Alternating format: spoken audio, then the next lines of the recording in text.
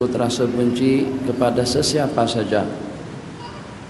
Pada waktu kita menyambut bulan yang mulia, yang tentu harapannya kita inginkan agar dengan Ramadan yang akan datang itu akan lebih mulia, lebih istimewa, lebih elok, lebih cantik daripada Ramadan-Ramadan yang sebelumnya. Dan mungkin saja Ramadan yang akan datang itu merupakan Ramadan yang terakhir oleh sebahagian daripada kita. Jadi macam mana kita yang telah diperkenalkan dengan kecantikan daripada yang cantik dan juga dengan keindahan daripada yang indah dan kemuliaan daripada yang mulia. Tengok kipas yang harganya 45.000 atau dalam 40.000 ke atas.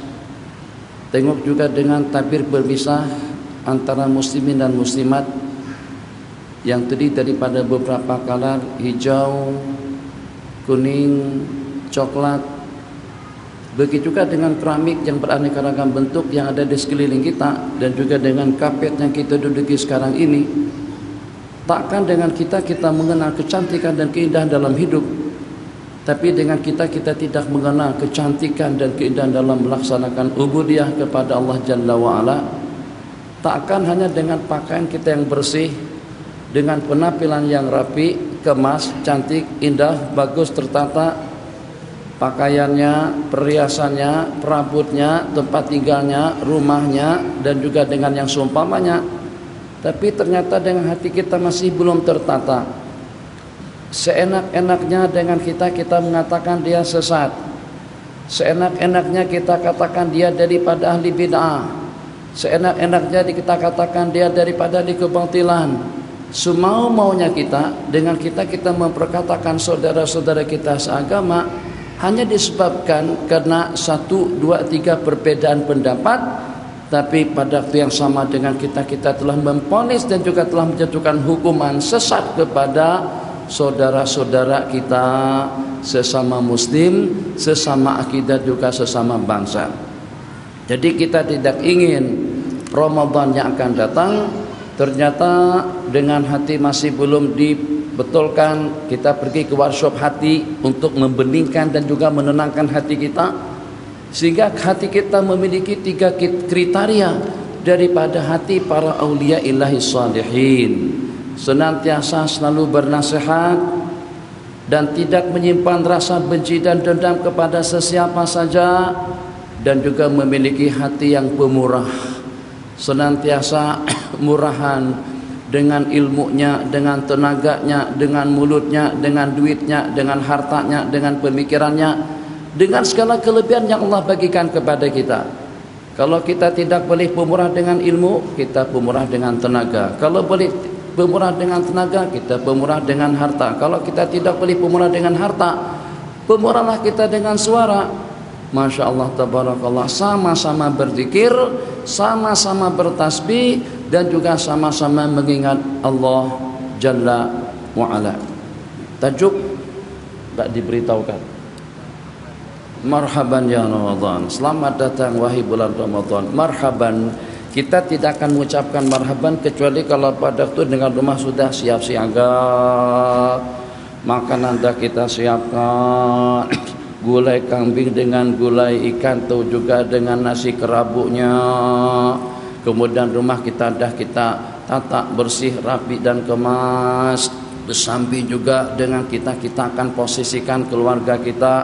Siapa nanti akan menghidangkan makanan, siapa nanti akan menerima tetamu, siapa nanti yang akan melayan mereka. Itu biasanya kalau pada itu dengan kita mendapatkan kunjungan kehormatan daripada orang yang terhormat. Agak-agaknya kalau pada saat dengan masjid tadi dikunjungi oleh Pak Allah yang walaupun sudah mantan Perdana Menteri, tentu EJK masjid akan siap siaga. Kalau seperti di Selangor, pada saat dengan Sultan hadir untuk melaksanakan salat Jumat bersama orang ramai, maka kita sudah boleh kita sudah boleh tahu kalau sudah terhampar daripada pintu masuk sampai ke depan kapet kuning, itu berarti Tuanku akan hadir bersama kita. Nah, itu persiapan, Masya Allah, tabarakallah. Agak-agaknya persiapan yang sedemikian rupa, tepat pakainya di mana, makan apa, dilayan oleh siapa, disambut oleh siapa, duduk di mana, macam mana, yang kalau pada saat tetamu tadi itu kembali meninggalkan kita, agak-agak dengan kita dapat apa? Apakah kira-kira dengan tetamu tadi itu akan memberikan kesehatan jasmani, akan memberikan maghfirah dan rahmah, akan memberikan kebebasan daripada api neraka, atau juga akan menempatkan kita di dalam surga? Tidak ada satupun yang kita sebutkan. Sementara dengan tetamu yang akan kita sambut bersama nanti, tetamu yang akan melayakkan kita tampil di hadapan Allah Jalla wa'ala sebagai insan yang mulia, yang terampunkan dosa kesalahannya dengan curahan rahmat dan maghfirahnya, dengan kebebasan dirinya daripada siksaan api neraka, dan juga akan melayakkannya untuk mendapatkan kebahagiaan yang abadi nanti di dalam surga, dan mudah-mudahan bersama para nabi-nabi dan rasul. Jadi kalau macam tu tetamu yang akan kita sambut, kita ucapkan marhaban, berarti dengan kita akan mempersiapkan diri. Tidak penting harus dengan rumah yang bersih, tidak mesti harus dengan pakaian yang bersih. Kalau seandainya dengan hati masih belum kita bersihkan, kita berputar di seputar 3 bulan yang berturut-turut, Rajab, Sya'ban dengan Ramadan. Sebab semacam itu doa daripada salafun salih, Allahumma barik lana fi Rajab wa Sya'ban. Doa yang macam tu kalau kita masih pada bulan Rajab. Tapi kalau kita dah masuk kepada bulan Sya'ban, maka doa kita bunyinya semacam ini, Allahumma kama ballaghtana Rajab wa Sya'ban, sebagaimana kau telah sampaikan kami kepada bulan Rajab dan Sya'ban, maka sampaikanlah kami kepada bulan Ramadan. Sya'allahu ayyakul, berfirman atau telah ditetapkan oleh Allah Jalla wa'ala, di mana dengan bulan Ramadan yang mulia, mungkin bahasa sini dihimpit, dihampit, himpit, hampit, dihampit, dihimpit, dihimpit. Bulan Ramadan yang mulia dihimpit oleh 2 bulan sebelumnya dan juga 2 bulan setelahnya. 2 bulan sebelumnya Rajab dengan Sya'ban, 2 bulan setelahnya itu adalah bulan Syawal dan juga dengan bulan Dzulqa'dah, bulan Dzulhijjah, pada sekitar akan melaksanakan ibadah haji. Jadi dah berubah program daripada puasa kepada haji.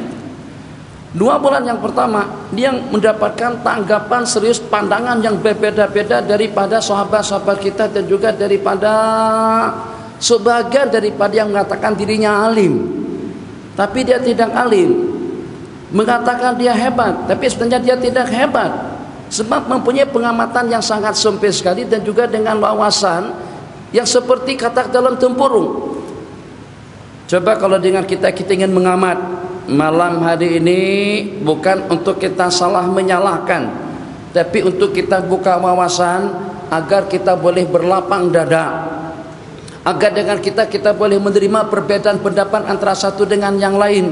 Senantiasa dan selalu dipermasalahkan tentang puasa sepanjang bulan Rajab, sepanjang bulan Sya'ban, di samping juga dengan Ramadan yang barang tentu kita puasa 1 bulan secara cukup. Jadi permasalahan yang senantiasa diungkit-ungkit, yang dengan jawabannya selalu saja yang keluar daripada mulut sahabat-sahabat kita kata-kata bid'ah, kata-kata sesat, bid'ah madmumah, tidak mendapatkan apa-apa. Kenapa? Dengan alasan karena dengan baginda tidak pernah puasa 3 bulan berturut-turut. Hanya setakat itu saja dalilnya. Terus kalian katakan orang-orang yang berpuasa 3 bulan berturut-turut tadi itu berarti telah terbabit kepada perkara yang terlarang, terbabit kepada perkara bid'ah yang menurut mereka semua perkara-perkara baru dan semua perkara-perkara bid'ah itu adalah dhalalah, dan semua bid'ah dhalalah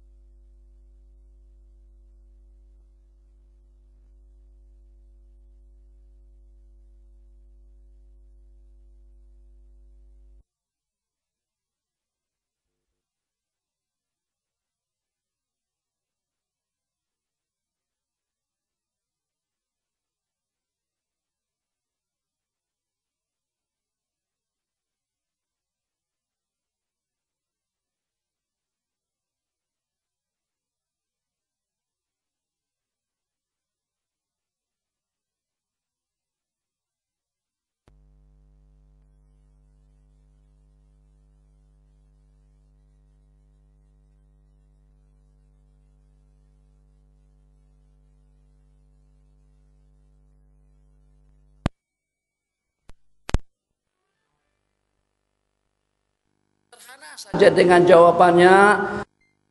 Ada ma sama ad-dahra, tidak berpuasa, la sama wala aftara man sama dahra ma'ana hadis, tidak berpuasa dan tidak berbuka seseorang yang berpuasa sepanjang tahun. Itu kata ulama maksud daripada hadis tersebut, tidak berbuka dan tidak berpuasa seseorang yang berpuasa sepanjang tahun. Itu kalau pada saat dia puasa sepanjang tahun tadi itu membabitkan diri dan juga puasa pada 5 hari yang diharamkan, 2 hari lebaran tambah dengan 3 hari tasyrik, 11, 12 dan 13. Jadi kalau macam tu kebolehan puasa bukan setakat 3 bulan Ustaz Syarbini, tapi justru sepanjang tahun. Agak-agak kalau dengan seseorang tu puasa sepanjang tahun, kira-kira Rajab Syaban puasa tak? Ayo.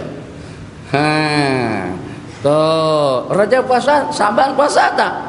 Kalau puasa sepanjang tahun daripada Muharram, Safar, Rabiul Awal, Rabiul Akhir sampai ke penghujung daripada bulan Zulhijjah, berarti dengan orang tadi itu bukan setakat puasa 3 bulan berturut-turut, justru dengan dia telah berpuasa selama 12 bulan kecuali pada 5 hari yang diharamkan. 1. Dan berapa ramai di kalangan salaful saleh yang berpuasa dahar, di antaranya Imam Abu Hanifah Nu'man, mufti tidak mufti, doktor tidak doktor, pangkat atau seperti apa saja kedudukannya. Kira-kira Anda dan nikah mengatakan sesat kepada Imam Abu Hanifah Nu'man yang berpuasa dahar selama tidak kurang daripada 40 tahun. Dan banyak kali kalangan salafun saleh yang berpuasa saban hari kecuali pada hari-hari yang terlarang. Ini yang pertama. Seperti juga diutak-atik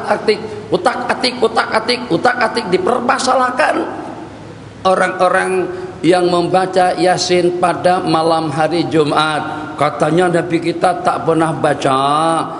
Saya nak tanyakan, memangnya kenapa? Apakah kalau pada saat Nabi kita tak buat, Nabi kita tak baca, Nabi kita tak lakukan, berarti hukumnya haram? Sebutkan dalil, carikan nas, pendapat daripada salafun saleh yang menyatakan kalau Nabi kita tak buat, kalau para sahabat Nabi kita tidak buat, berarti bid'ah dan berarti hukumnya haram. Carikan dalil tentang itu. Berapa banyak yang dengan baginda Nabi tidak pernah buat tapi ternyata dilaksanakan oleh para sahabat.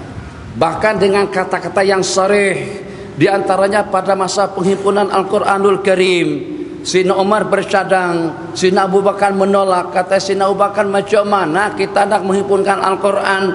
Al-Quran di zaman baginda Nabi dan juga di zaman para sahabat bukan tersimpan dalam handset atau juga dalam MP3 dan juga dengan MP4, tidak tersimpan dalam Facebook, tidak tersimpan dalam YouTube, tapi dengan Al-Quran ada di dada para sahabat, atau juga pada lembaran kulit kering, atau juga lembaran kayu atau dengan kulit kayu, atau juga dengan belahan daripada batu yang terdampar, yang terbuka, ataupun juga di tulang-tulang. Jadi dengan Sayyidina Umar berpandangan dan berinisiatif karena melihat sejumlah tidak kurang daripada 70 qurra yang hafal Quran terbunuh pada peristiwa Yamamah, maka beliau bercadang untuk menghimpunkan Al-Quran. Kata Sayyidina Abu Bakar As-Siddiq radhiyallahu ta'ala anhu, kaifa naf'alu syai'an lam yakun yaf'aluhu Rasulullah sallallahu alaihi wasallam. Macam mana dengan kita melakukan sesuatu yang dengan baginda Nabi kita tidak pernah melakukannya? Sepertinya hujah ini sama dengan hujah kawan-kawan kita yang mengenamakan diri Salafi atau Wahabi atau kaum muda atau Muhammadiyah kalau dengan di Indonesia. Pasti dan pasti Sayyidina Abu Bakar mengatakan, macam mana dengan kita melakukan satu perkara baru yang tidak dilaksanakan oleh baginda Nabi? Kata Sayyidina Umar, insyaallah elok, insyaallah cantik, indah, bagus, benar, banyak maslahat. Sehingga dengan perbualan antara dua orang khalifah tadi itu, fasyarahallahu sadra Abi Bakrin bima syaraha bi sadra Umar, maka Allah lapangkan dada Sayyidina Abu Bakar sebagaimana Allah telah melapangkan dada baginda Umar, yang sehingga kedua-duanya sepakat untuk menghimpunkan Al-Quran pada saat itu. Siapa yang mereka datangi, siapa yang mereka temui, yang mereka temui adalah Sayyiduna Zaid bin Sabit radhiyallahu ta'ala anhu. Zaid, innana la natahimu, kami tidak pernah curiga dengan anda sebab kamu telah mendapatkan amanah dan kepercayaan daripada Rasulullah sallallahu alaihi wasallam untuk menghimpunkan Al-Qur'an, untuk menulis Al-Qur'an di zaman baginda Nabi. Beliau adalah salah satu daripada kutabul wahyi, penulis wahyu di zaman Rasul. Setelah cadangan mereka tentu disampaikan, kata Sayyidina Zaid, macam mana kita melakukan satu perkara yang Nabi kita tidak pernah melakukannya. Jadi kata dua orang sahabat, insyaallah elok, cantik. Kenapa dua orang sahabat itu mengatakan elok dan cantik terhadap satu perkara baru? Kenapa mereka tidak katakan bid'ah sebagaimana oleh sahabat-sahabat kita di sini? Dengan perkara baru, Yasin malam Jumat bid'ah, Maulid Rasul bid'ah, Nisfu Syaban bid'ah, hadisnya maudhu. Senang sangat memasukkan orang ke dalam neraka. Sebab kalau dikatakan bid'ah, tanya bid'ah itu apa? Mesti kata mereka bid'ah itu hanya satu saja. Tidak ada istilah bid'ah hasanah. Yang ada bid'ah mazmumah saja. Bid'ah yang tercela. Wa kullu bid'atin dhalalah.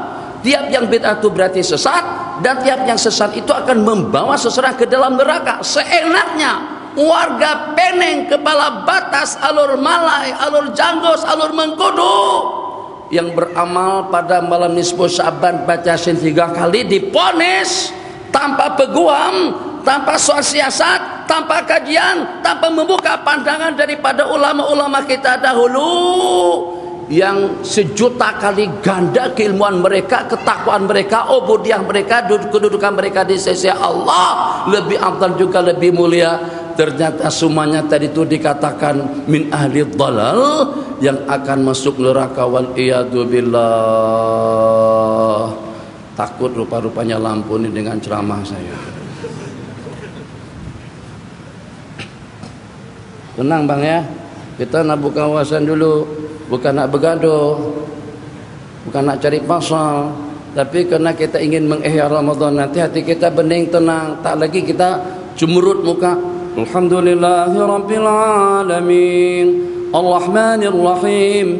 Memang mulut baca Fatihah, tapi hati dengan yang di samping menyimpan rasa dendam dan benci. Kenapa? Sebab yang di samping ini bekas dah ya hanana ya hanana ya hanana ya hanana Baharadinul muayyad biduhurin Nabi Ahmad.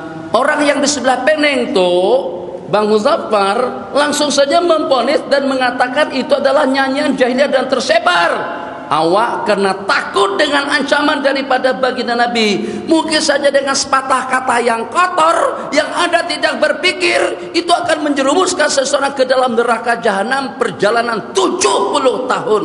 Hati-hati dengan fatwa, hati-hati dengan pendapat, hati-hati dengan cadangan atau juga dengan saran yang disarankan. Kalau tidak pasti tak payah cakap, kalau tidak pasti jangan dipatwakan, kalau tidak pasti jangan komen. Kaji, belajar terlebih dahulu. Jadi bukan saya yang ingin membela, akan tetapi saya rasa bukan saya secara pribadi dengan sesiapapun akan terkesan dengan fatwa dan pandangan yang semacam itu.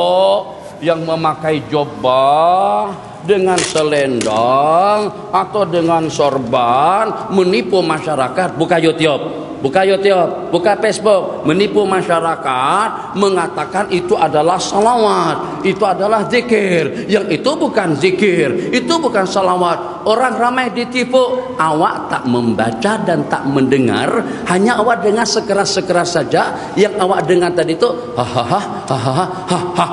itunya saja. Ya hanana ya hanana ya hanana ya hanana Baharadinul muayyad yang itunya yang dengar ngata itu.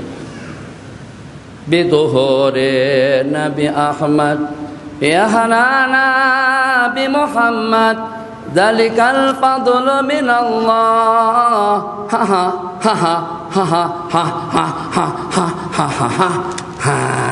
Ini dia. Itulah, jangan Jangan ambil sekerat-sekerat, baca, dengar sampai ke penghujung. Apakah memang benaran itu salawat? Apakah memang betul itu zikir? Apakah memang tepat itu sanjungan dan pujian?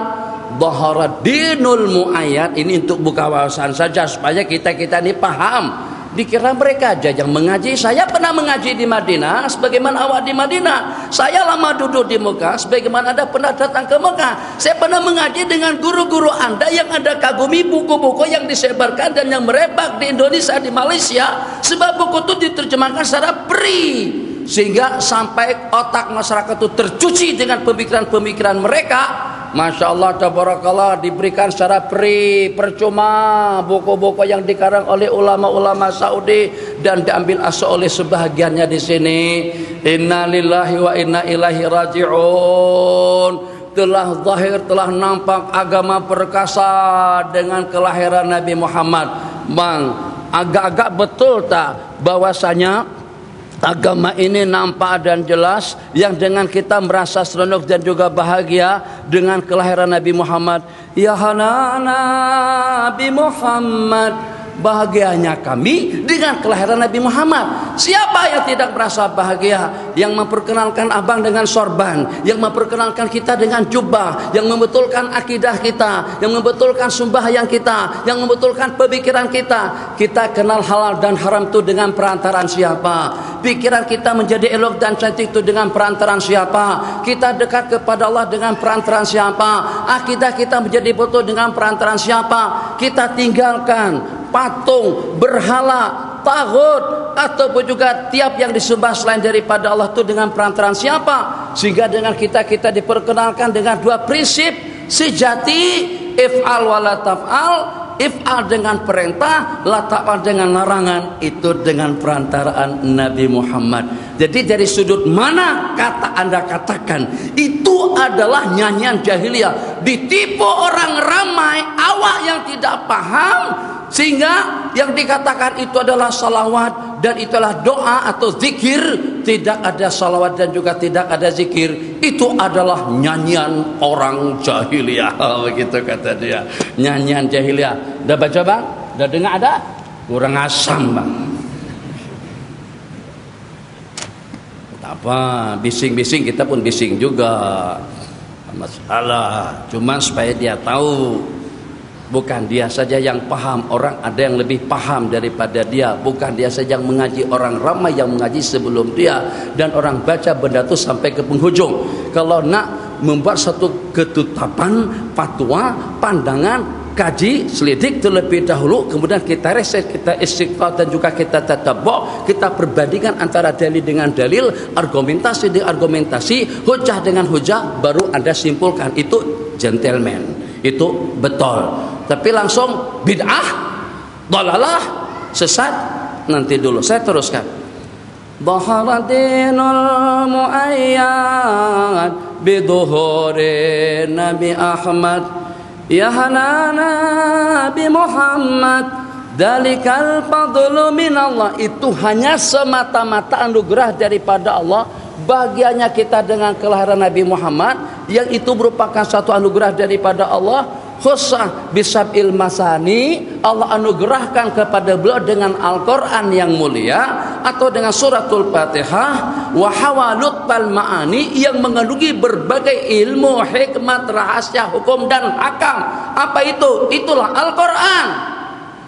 Itu apa maksudnya? Itu sanjungan, itu kita memuji, itu berarti kita bersyukur atas kelahiran Nabi Muhammad SAW. Di penghujung, coba topik penghujungnya, sallu ala khairil anami al-mustafa badrit tamami. Sallu ala khairil anami, bersalawatlah kepada semulia-mulia makhluk. Tadi dikatakan itu bukan salawat. Awak tak baca, kata reti, kata paham kah? Saya geram betul, sebab itu membahayakan.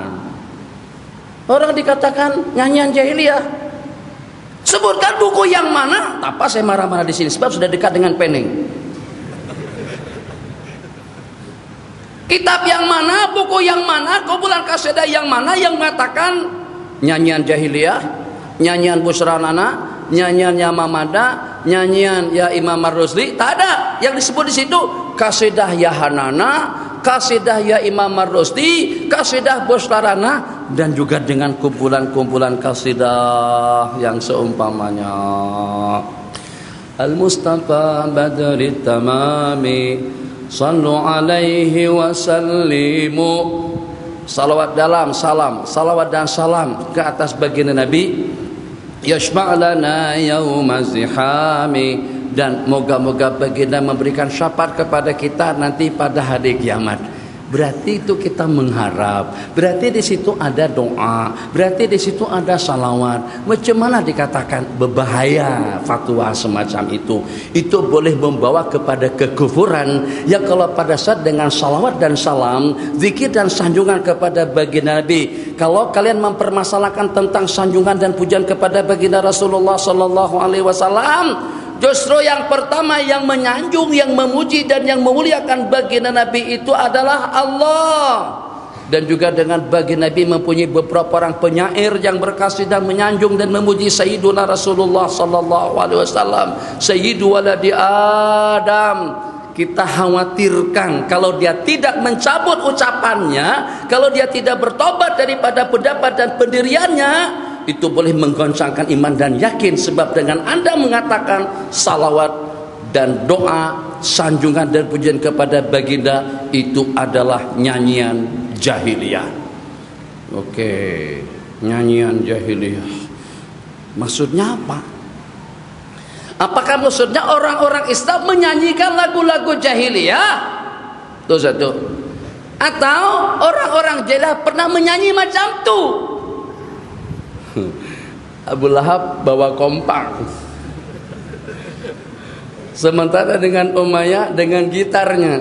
Abu Jahal yang menyanyi ya Hanana ya. Apakah macam tu? Cukup untuk yang itu. Bukan nak bergaduh, tapi nak melampiaskan rasa geram. Kedua, puasa 3 bulan berturut-turut muslimah sudah terjawab. Kalau untuk bulan Ramadan itu sudah pasti puasa 1 bulan. Kalau dengan bulan Rajab dan juga dengan bulan Syaban, itu yang kita permasalahkan. Tapi yang secara pasti tadi sudah saya sebutkan, ramai di kalangan salafun saleh, arti salafun saleh di kalangan para sahabat Nabi dan juga orang-orang yang terdahulu yang berpuasa sepanjang tahun kecuali hari-hari yang diharamkan. Hari raya haji, hari raya puasa, hari tasyrik yang pertama, kedua dan ketiga, 11, 12 dan 13 pada waktu kita di Mina. Selain daripada itu tidak ada larangan untuk kita berpuasa saban hari, yang walaupun seafdal puasa itu adalah puasa Nabiullah Daud alaihissalam. Oke, kita beranjak dengan dalil. Tadi dalil secara rasional, seperti orang yang komplain, katanya mana pernah kita baca yasin pada malam Jumat. Sabar, sabar bang, sabar. Jangan dikatakan macam tu. Kalau tak pernah pun kita katakan iya, tapi tidak berarti bidah atau haram.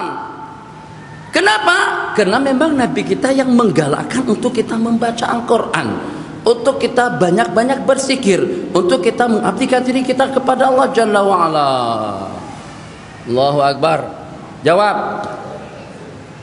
Baru. Cantik, indah, elok, bagus, lumayan mahal, lebih mahal. Masya Allah, tabarakallah, sanggup mengalahkan semua kipas-kipas yang ada di dalam sini. Ini kalau bumbungnya kita buka, mesinnya akan terbang. Besar kipasnya satu saja sudah memadai. Kalau kita tutup pun kipas-kipas semuanya cukup dengan kipas yang satu itu sudah memadai. Semacam ini pada 3 malam yang lalu saya di Masjid Ar-Ridwan di Ulu Kelang. 2 kipas besar semacam ini. Allah.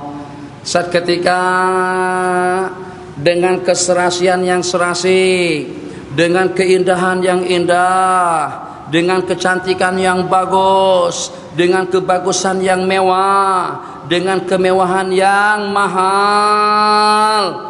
Pada waktu kita memiliki rumah yang bagus, dengan perabot yang bagus, dengan kapet yang bagus, dengan penataan yang bagus, akhirnya jadi serasi indah dan cantik. Keindahan dan keserasian itu diantara daripada acuan, diantara daripada cara Allah untuk mencuit, menggugah hati seorang mukmin agar dia rindu kepada Allah, agar dia rindukan surga yang memang cantik, indah, lawak dan tidak ada tandingannya. Yang ingin saya simpulkan, adakah larangan daripada hadis yang melarang kita untuk kita menserasikan pakaian, perhiasan, perabot, rumah, kendaraan yang sehingga kecantikan daripada yang cantik ditumpang dengan keindahan yang indah ditambah dengan kebagusan yang bagus, tentu dia akan semakin lama dan juga semakin mewah dan bagus. Apa yang saya maksud? Masya Allah tabarakallah, kalau seandainya keretanya Jaguar, rumahnya di Jalan Duta 10 juta, itu pun banglonya masih kecil lagi, tapi ternyata perabot yang ada di rumah ada yang kayunya sudah repuh, ada dengan almari yang pecah, ada dengan kosen dan juga dengan ranjang yang sudah patah, itu tidak serasi. Coba saja letak kipas yang tak bagus, mesin jadi tidak bagus. Kapet bagus, perabotnya bagus, sound systemnya bagus, kipasnya bagus, lampunya bagus, akhirnya jadi serasi dan bagus. Dari sudut mana kesalahannya? Nabi kita bersabda, inna yaumal jum'ati sayyidul ayyami wa idul muslimin. Sesungguhnya hari Jumat itu adalah merupakan penghulu hari dan lebarannya kaum muslimin. Berarti bulannya mulia, malamnya mulia, harinya pun juga mulia. Maka dari sudut mana kesalahannya kalau kita beramal dengan amalan yang mulia? Kalau kita membaca dengan bacaan yang mulia, daripada kumpulan surah-surah yang mulia, ada di antara daripada surah tersebut yang mendapatkan gelar sebagai qalbul Quran, hati Al-Quran. Yang di antara daripada surah-surah tersebut ada yang dengan pahalanya menurut niatnya kita niatkan. Maka dengan kita pada malam nisfu Sya'ban yang mulia, pada malam Jumat yang mulia, kita pilih-pilih. Kalau pada malam Jumat menonton bola sepak antara Brazil, antara apa malam hari itu? Rusia dengan Brazil 2-1. Tak menonton bang, tak menonton, tahu saja. Itu tak serasi. Kalau pada malam Jumat, bulan Ramadan, malam nisfu Sya'ban, malam hari Arafah, malam hari Asyura, dengan dangdut, dengan karaoke, dengan rock, senam aerobik, itu memang tidak serasi. Itu tidak betul. Tapi orang ini sehat, orang mukmin ini sehat. Kita doakan agar juga mereka sehat pemikirannya. Kita sehat sehingga pada malam Jumat kita tak nak buat, mungkin kita nyanyi hitam manis, nah, itu tidak sehat kalau di masjid. Atau juga dengan gambus kah, dengan gitar kah, dengan keyboard kah. Ini kita di masjid, la ilaha illallah, la ilaha illallah. Ada yang tahlilan, ada yang baca tasbih, ada yang baca Quran. Nabi kita tak pernah buat, betul. Nabi kita tak pernah buat. Tapi apakah tiap yang Nabi kita tak buat berarti hukumnya haram? Tapi apakah tiap benda yang Nabi kita tak laksanakan dan juga dengan para sahabat hukumnya bid'ah atau juga tidak dibolehkan? Carikan dalil tentang itu terlebih dahulu. Sebab perkara bid'ah yang Nabi kita maksud, man ahdasa fi amrina hadza, barang siapa melakukan satu perkara baru dalam agama, fi amrina hadza, dalam perkara agama, dalam urusan agama, ma laisa minhu, benda-benda yang tidak termasuk daripada agama. Tasbih itu daripada agama, tilawah itu daripada agama, zikir itu daripada agama. Kita lapangnya antara zuhur dengan asar, kita bertasbih antara zuhur dengan asar. Kalau tadi dikatakan itu khulafaur rasyidun, oke, Sayyidina Abu Hurairah yang bertasbih sebanyak 12.000 kali pada tiap hari. Awak nak katakan apa? Bid'ah juga kah? Kalau Anda berani mengatakan Sayyidina Abu Hurairah sesat karena mempunyai sejumlah sekarung daripada biji tamar, atau juga dengan uqdah, sampulan atau dengan ikatan. Tiap sampulan satu kali subhanallah, subhanallah, subhanallah, subhanallah. Kalau tidak cukup 12.000 kali atau 11.000 kali, beliau tidak akan berehat, beliau tidak akan tidur. Anda nak katakan sesat juga kah Sayyidina Abu Hurairah? Kalau Anda katakan Sayyidina Abu Hurairah dan juga dengan para sahabat pun juga sesat. Sayyidina Tamimun Dari yang khatam Al-Quran pada tiap malam pun juga sesat. Ataupun juga dengan Imam Asy-Syafi'i yang mengkhatam Al-Quran pada tiap malam pun juga sesat.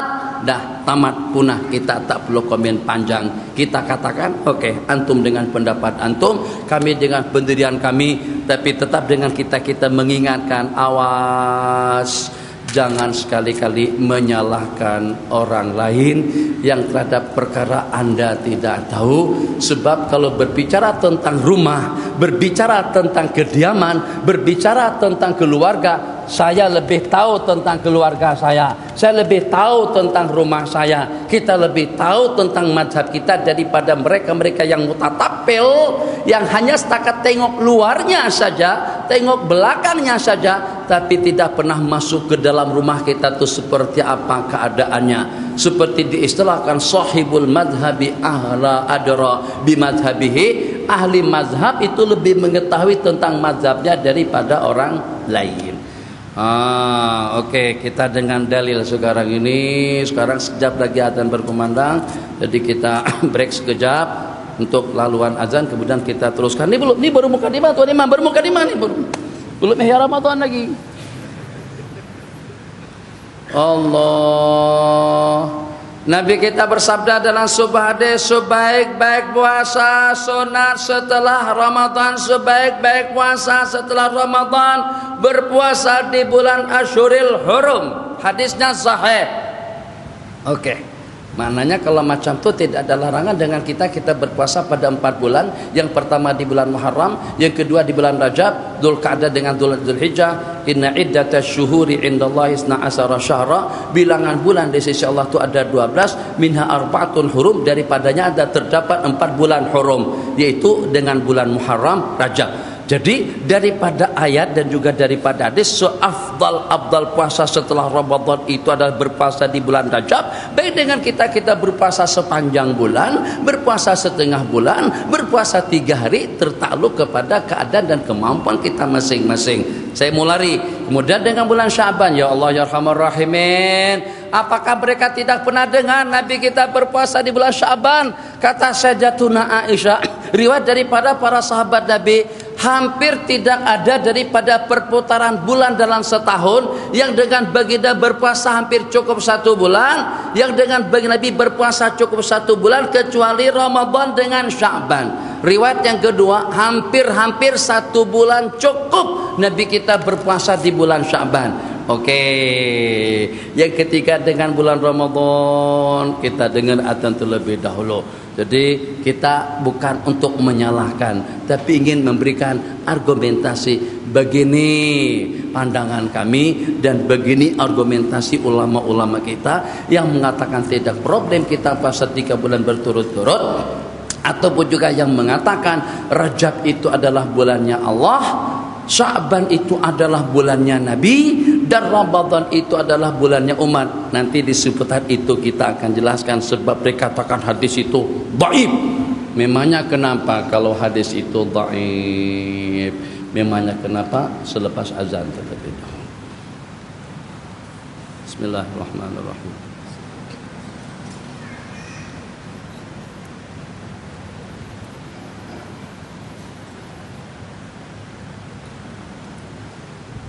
Allah.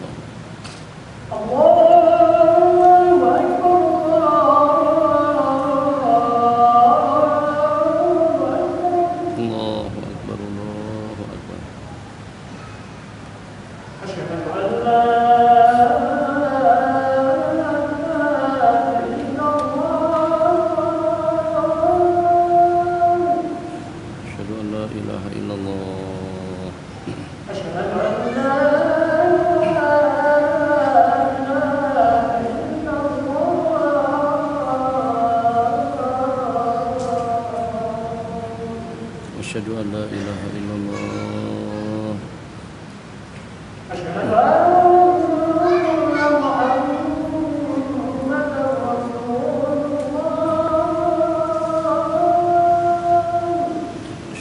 أشهد أن محمد رسول الله صلى الله عليه وسلم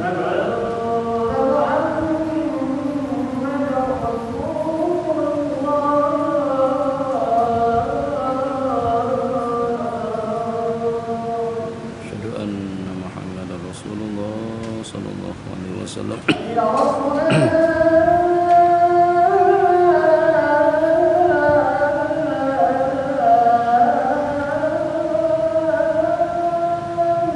لا حول ولا قوة إلا بالله العلي العظيم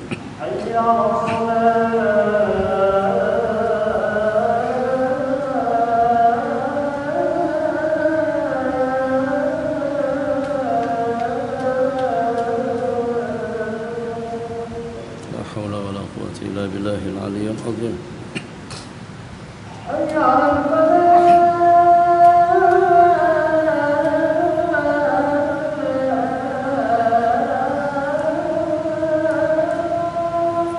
لا حول ولا قوة إلا بالله العلي العظيم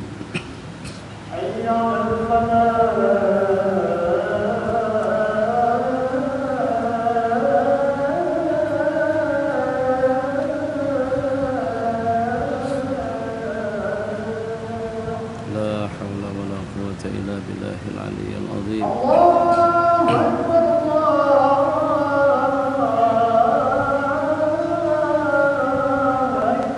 الله أكبر الله أكبر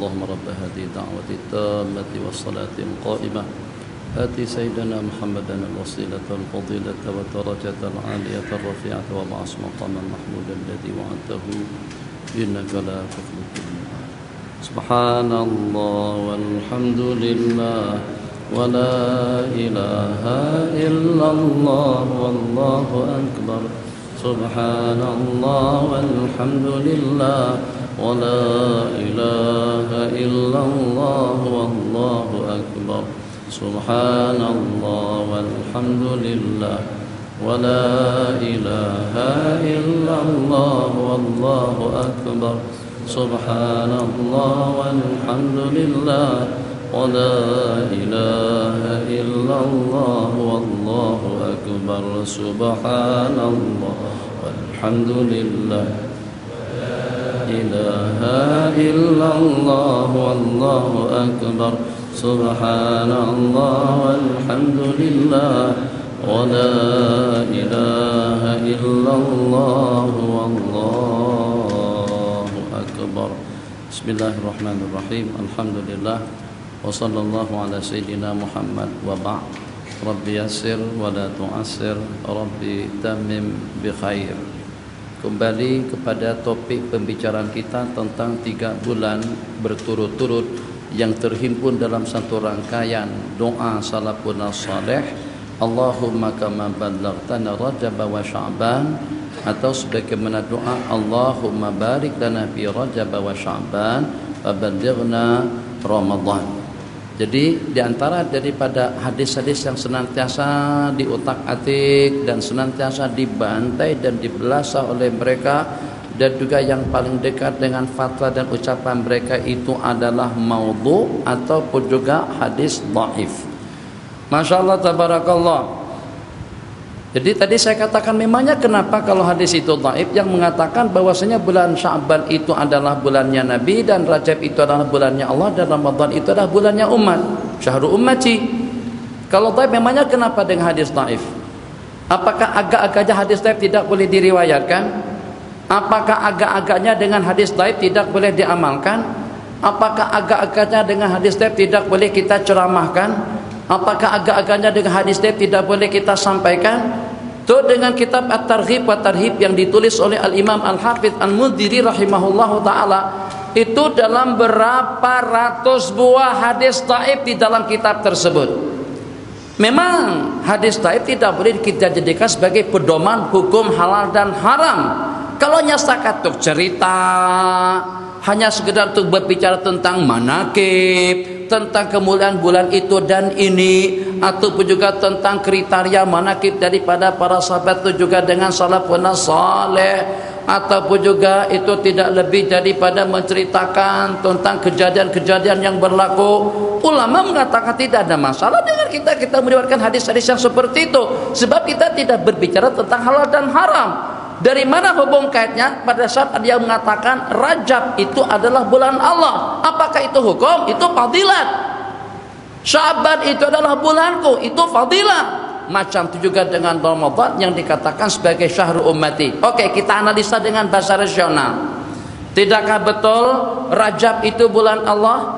Saat ketika Allah berfirman, inna iddatash syuhuri indallahi 12 syahra minha arba'atun hurum. 4 daripada 12 bulan tadi itu terdapat asyuril hurum. Maka dengan secara pasti nisbah bulan tadi itu kepada Allah itu memang betul, dengan amalan yang dilipat gandakan oleh Allah. Pada bulan apa menurut pendapat yang mu'tamad, dengan baginda Nabi dijemput untuk berjumpa dengan Allah, dengan kewajiban sembahyang 5 waktu, dengan baginda dipertemukan dengan para nabi-nabi dan rasul, dengan baginda Nabi diperlihatkan kepada surga dan neraka, baginda Nabi diperlihatkan kepada nasib dan kesudahan daripada umat. Itu kesemuanya anugerah yang berlaku kepada baginda Nabi di bulan Allah. Oke, cukup, nanti kita telajak panjang. Yang kedua, Sya'ban. Dari perputaran 12 bulan, ternyata bulan yang layak untuk mendapatkan kehormatan akan berpindahnya kiblat daripada Baitul Maqdis ke arah Al-Ka'batul Musyarrafah itu adalah di bulan Sya'ban. Qad nara taqalluba wajhika fis sama'i falanwalliyannaka qiblatan tardaha fawalli wajhaka syatral masjidil haram. Enggak ada di sini, enggak ada. Biasanya ada di situ tulisannya fawalli wajhaka. Imam ganti dengan Allah la ilaha illallah Muhammadur Rasulullah dengan alif lam mim tanzil. Nah, takut kalau ada yang jadi imam tidak hafal surahnya, jadi dituliskan surahnya di situ. Tapi kebanyakan mimbar mihrab masjid qad nara taqalluba wajhika, kami telah melihat takallub, bolak-baliknya pandanganmu ke langit selepas Nabi kita hijrah ke Madinah. Selama tidak kurang daripada 16 atau 17 bulan Nabi kita menghadap Baitul Maqdis, meninggalkan kiblat yang pertama Al-Ka'batul Musyarrafah. Tapi tetap saja Nabi kita teringin, hati Nabi kita teringin, kemauan daripada baginda, harapan daripada baginda, permintaan daripada baginda, rintihan daripada baginda. Tapi Nabi kita tak ucapkan, hanya setakat tengok saja ke langit. Mungkin pada suatu ketika nanti akan turun wahyu kepada Sayyidina Rasulullah sallallahu alaihi wasallam yang akan memerintahkan kembali kepada beliau untuk menghadap Al-Ka'batul Musyarrafah. Setelah 17 bulan lamanya baru berpindah kiblat daripada Baitul Maqdis kepada Al-Ka'batul Musyarrafah. Itu menunjukkan atas kemuliaan daripada bulan Sya'ban. Yang pada malam hari itu, bolehkah dengan salafi atau juga dengan talafi menafikan cerita pada malam hari itu dengan baginda Nabi tidak ada di rumah? Rabbah sana, Rabbah sini, cari sana, cari sini. Nabi kita tak ada di kamar, Nabi kita tak ada di bilik. Sayyidatuna Aisyah meraba-raba tempat Nabi kita tidur, Nabi kita tidak ada di situ. Tersirat di dalam hati, kemana agak-agaknya? Jangan-jangan ke bilik situ, jangan-jangan ke bilik sini, jangan-jangan bilik sana. Karena ada 9 yang berkumpul, masing-masing pada bilik-bilik yang berbeda-beda. Saya rasa dengan sesiapapun mungkin akan beranggapan semacam itu. Istri ada 9, pada saat tidak ada di rumahku, jangan-jangan ada di rumah sana, jangan-jangan ada di rumah situ. Itu yang terlintas dengan hati Sayyidatuna Aisyah radhiyallahu taala anha. Maka dengan belas setelah Nabi kita, setelah mencari meraba Nabi kita tidak ada di bilik tidur beliau pun juga keluar. Begitu keluar rumah ternyata terlihat daripada jauh Nabi kita sedang mengunjungi ahlil baqi, berziarah kubur pada malam nisfu Sya'ban. Masya Allah tabarakallah. sampai-sampai juga dengan baginda menyempatkan diri untuk mengunjungi dan menziarahi ahli baqi, ahli kubur pada malam hari itu. Sekembalinya nabi-nabi kita ternampak dengan Sayyidatuna Aisyah. Kenapa dengan kamu?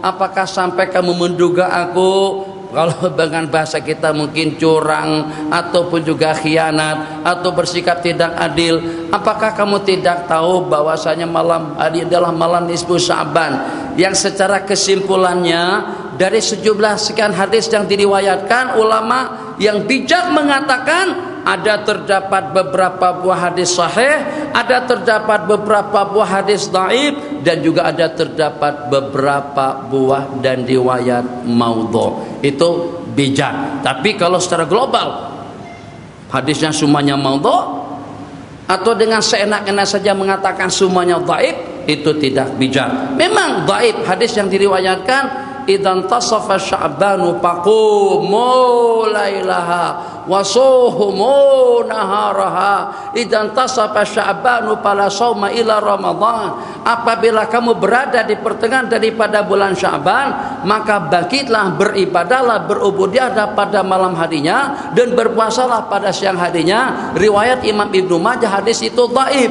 Tapi sebagaimana saya katakan, pengaruh daripada Syekh Albani saja yang mengatakan kita tidak boleh beramal dengan hadis dhaif. Imam Nawawi, Imam Suyuti, Ibnu Hajar Al-Asqalani, Al-Qustulani, dan juga Imam Ibnu Katsir dan ulama-ulama hadis lainnya yang di segi keilmuan dan di segi kemampuan, kehafizan mereka terhadap hadis, pengalaman mereka, leluasa mereka terhadap hadis, dan juga terhadap ilmu hadis, riwayatan wa dirayatan, itu 10 kali bahkan 100 kali ganda lebih hebat, lebih mampu, lebih leluasa daripada Syekh Al-Albani. Syekh Albani tidak layak untuk dikatakan sebagai seorang hafiz. Sebab pada saat perdebatan yang berlangsung antara beliau dengan Syekh Abdullah Al-Harari, saya akan awak riwayatkan hadis dalam 5-6 buah hadis Rasul dengan sanad kamu yang bersambung sampai kepada Rasulullah. Syekh Albani tidak mampu untuk meriwayatkan silsilah sanad yang bersambung sampai kepada baginda Nabi. Sementara orang yang mendapatkan gelar sebagai hafiz bukan setakat hafal matanya, tapi hafal matanya, hafal sanadnya, mengetahui tentang hadisnya sihatan wa sihatan wa dha'fan, atau juga dengan hukum-hukum yang seumpamanya. Jadi baru layak untuk mendapatkan gelar sebagai imam hafiz yang sudah menghafaz 100.000 buah hadis. Agak-agak dokter yang mana di Malaysia atau di Indonesia yang hafal 100.000 buah hadis sehingga sewenang-wenangnya kata maudhu atau juga dhaif atau seperti apa? Coba. Jangankan dokter yang mana, dakatira, dokter itu mufrad kalau dengan bahasa Arab dokter. Kalau jamaknya dakatira, kalau kita jamaknya apa? Dakatur.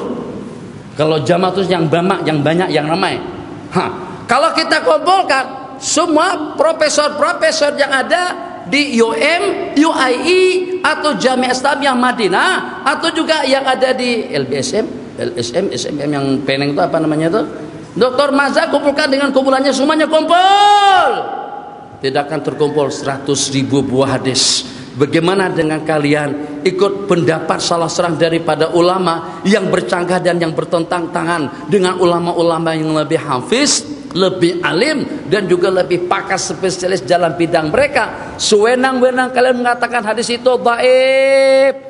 Kira-kira bermotif apa dan bertujuan apa yang pada saat dengan kita mengatakan hadis itu dhaif? Salamna jadalan. Kalau kita katakan hadis itu juga dhaif, memangnya kenapa kalau lemah tidak boleh diamalkankah? Sedangkan ulama mengatakan boleh diamalkan malam yakun syadidad dha'fi, selama kelemahannya itu tidak terlampau lemah. Jadi dari sudut mana kesalahan orang yang beramal pada malam nisfu Sya'ban? Dalam Yasin, Pak. Ayo, bid'ah. Tuan Imam angguk baca Yasin malam Jumat atau malam nisfu Sya'ban. Malam Jumat yang pertama, nisfu Sya'ban yang kedua, pada bulan yang mulia yang ketiga dengan amalan yang mulia. Itu serasi, cantik, indah dan bagus. Dari mana kebid'ahannya? Pikirlah, kita boleh berpikir, kecuali untuk memikirkan MS 370 Itu kita habis pikir sampai sekarang di mana pesawat itu. Bomoh dengan 2 kelapa pun masih belum dapat lagi. Allahumma sholli ala Sayyidina Muhammad. Oh, baca Yasin 3 kali. Jangan langsung diponis bid'ah. Tanya dulu, awak kenapa baca 3 kali? Niat yang pertama panjang umur, yang kedua murah rezeki, yang ketiga terelak daripada bala dan malapetaka. Itu orang dahulu. Kalau orang kita sekarang niatnya tidak cukup 3 macam. Yang pertama panjang umur, yang kedua murah rezeki, yang ketiga sehat afiat. Sehat daripada buah pinggang, sehat daripada gastrik, sehat daripada perut buncit, sehat daripada jantung tersumbat, sehat daripada darah tinggi, sehat daripada kancing manis, sehat daripada TBC, sehat daripada semua macam penyakit. Mudah-mudahan niat yang ke-19, hutang kereta belum lunas, hutang rumah belum lunas, nak kawin belum ada duit, rumah belum dapat lagi sebab harga murah tambah mahal. Jadi 1001 niat yang perlu kita niatkan, bukan setakat 3 aja. Dulu orang pakai Yasin 3 kali, kalau zaman kita sekarang elok baca 41 kali. Ini kan rasional. Baca Quran tidak salah pada malam yang mulia, bulan yang mulia, amalan yang mulia. Makanya itu ulama. Jadi kalau dikatakan bid'ah, berarti kalian masa atau dengan Ustaz Pening tuh, atau juga dengan kumpulannya lebih alim dari Imam Nawawi. Kalau Anda katakan begitu, kami senyap. Oke, kami akur kalau kamu lebih alim. Kalau kamu lebih wara, lebih zuhud, lebih alim, lebih abid, lebih hebat, dan juga lebih-lebih dengan segala-galanya. Imam Nawawi tidak pernah memakan buah apel. Dikenakan karena apa saja? Dikenakan karena beliau di kawasan Damesk, Syria, itu banyak tanah wakaf, banyak tanaman wakaf. Aku khawatir kalau aku bukan orang yang layak untuk memakan harta wakaf. Warak sungguh. Yang dengan kita melompat politik, kadang-kadang tebabit ikut kumpulan yang itu, kumpulan yang ini, sokong yang itu, sokong yang ini, yang kadang-kadang hanya untuk populariti semata-mata. Ayo, siapa yang warak? Imam Nawawi 2 tahun tidak pernah berbaring. Orang Melayu, baginda Nabi makan sikit, orang Melayu sikit-sikit makan. Baginda Nabi tidur sikit, orang Melayu sikit-sikit tidur, khutbah tidur, zikir tidur, pengajian tidur, kuliah tidur. Maknanya dengan mereka lebih warak.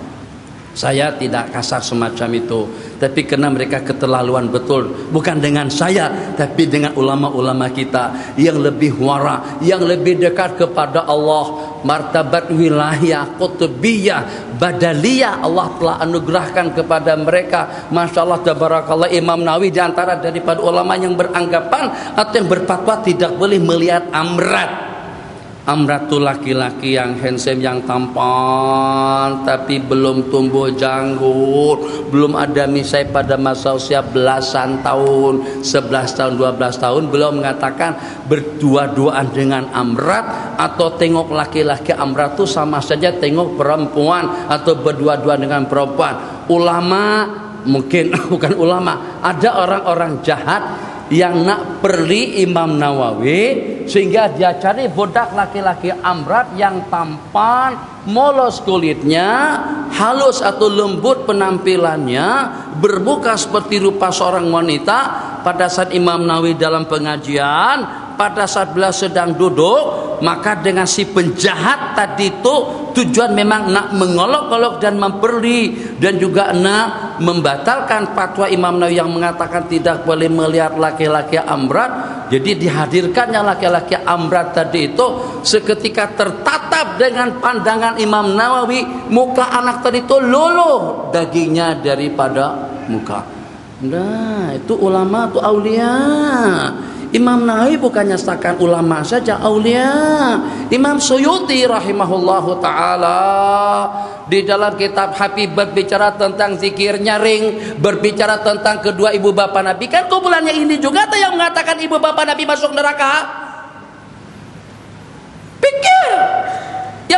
anak saya nakal, kurang asam, kurang garam, tapi tetap saya tersinggung kalau ada yang mengatakan anak saya nakal. Awak tak katakan anak saya nakal, awak kata ibu bapak Nabi masuk neraka. Itu menurut saya tidak ada perasaan dan tidak ada hati langsung. Innalillahi wa inna ilaihi rajiun. Kepada siapa? Kepada penghulu para nabi-nabi dan rasul. Ternyata mereka berkatakan kata-kata yang semacam itu. Masya Allah, tabarakallah. Imam Suyuti mengatakan kedua ibu bapa Nabi selamat. Kalau Saleh bin Fauzan, kalau Syekh bin Bas, kalau Syekh bin Humaid, atau juga dengan Sudaisi, atau juga dengan ulama Mekah lainnya mengatakan mereka tidak selamat, itu dengan mereka kita sarankan untuk melihat dan merujuk terlebih dahulu mu'allafat kitab-kitab yang ditulis oleh ulama kita, yang diantaranya kitab Imam Suyuti tentang najat, keselamatan kedua ibu bapa baginda Nabi. Imam Suyuti bercerita, Imam Suyuti menjelaskan bahwasanya dalam jumlah bilangan tidak kurang daripada 70 kali beliau bertemu dan bermimpi bertemu Rasulullah sallallahu alaihi wasallam. Kira-kira kewalian kita, kesufian kita, kewaraan kita, kesutan kita, ibadah kita, dalam berapa kali kita pernah bertemu Rasulullah? Bertemu hatu pucung? Sering. Bertemu kena gantung kehilangan kereta? Sering. Bertemu dikejar polis, ditangkap polis, atau juga dalam peperangan? Sering. Tapi dalam berapa kali kita pernah bertemu Rasulullah sallallahu alaihi wasallam? Pikirlah, jangan seenak-enaknya. Nabi kita bersabda, ummati ummatun marhumah. Umatku ini adalah umat yang mendapatkan rahmat dan maghfirah daripada Allah. Jangan diponis mereka sebagai ahli bid'ah. Terlalu berat hukuman tadi itu mencabar. Innalillahi wa inna ilaihi raji'un.